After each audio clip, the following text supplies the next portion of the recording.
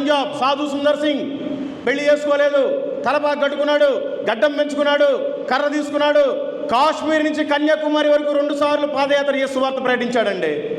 ఆయన గొప్ప మహనీయుడు, ఆయన గొప్ప మిషనరీ, ఆయన సేవకుడు, ఆయన క్రైస్తవుడు.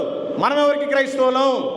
అక్కడి నుంచి కాశ్మీర్ నుంచి, పంజాబ్ నుంచి కాశ్మీర్ మీదుగా ఇప్పుడు చైనాలో కలిసిపోయింది టిబెట్ అనే ప్రాంతం.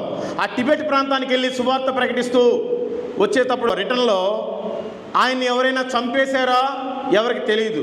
ఆ హిమాలయ పర్వతాల్లో మనసులో కూరుకుపోయాడా ఎవరికి తెలియదు. దేవుడే ఏలియా ఆనోకులాగా తీసుకెళ్ళిపోయాడా ఎవరికి తెలియదు. సాధు సుందర్ సింగ్ హిస్టరీ అది. ఆయన ఐస్ కొండల మీద పరిగెత్తా పోతా ఉంటే ఆ కాలంలో నుంచి రక్తం ఇట్లా కారిపోయేదంటండి. రక్తసిక్తం అయిపోయాడు ఆయన. సువార్త అంతగా ప్రకటించాడు.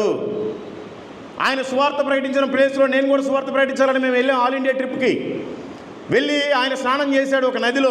హిమాలయ పర్వతాలు కరిగి ఒక నది పారుతూ ఉంటుంది. మనం ఎంత జర్నీ చేసినా, మీరంతా శ్రీనగర్, కాశ్మీరు, లెల్లాడకి వెళ్ళిన వాళ్ళకి బాగా అర్థమవుతుంది. ఆ నదిలో చేయి పెడితే ఎంతవరకు చేయి పెడితే అంతవరకు రక్తం గడ్డగట్టుకుపోద్ది.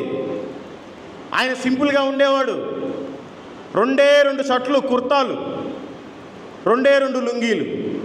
ఆయన దాంట్లోనే స్నానం చేసి దాంట్లోనే పిండుకొని వేసుకునేవాడు. మాదిరికరం. ఆయన ప్రకటించిన ప్లేస్లో మనం కూడా ఒక పూట గడుపుదామని ఆ నదిలో ఒక చిన్న ఐలాండ్ ఉంటే వెళ్ళి నేను కూడా వంట చేసుకొని తిన్నాను. వీడియో పెట్టాను, మీరు కూడా చూడొచ్చు గాడ్స్ మిషన్ ఛానల్. 2 గంటల సేపు పట్టిందండి అన్నం ఉడకటానికి. కింద మంట మండుతానే ఉంది, పైన ఉడకటానికి చల్లారిపోతుంది.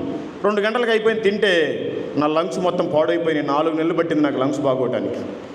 2 గంటలకే నా లంగ్స్ పాడైపోతే ఆయన జీవితాంతం సువార్త ప్రకటించాడు హిమాలయ పర్వతాల్లో. ఆయన మాదిరికరం. మనం ఎవరికి మాదిరికరం?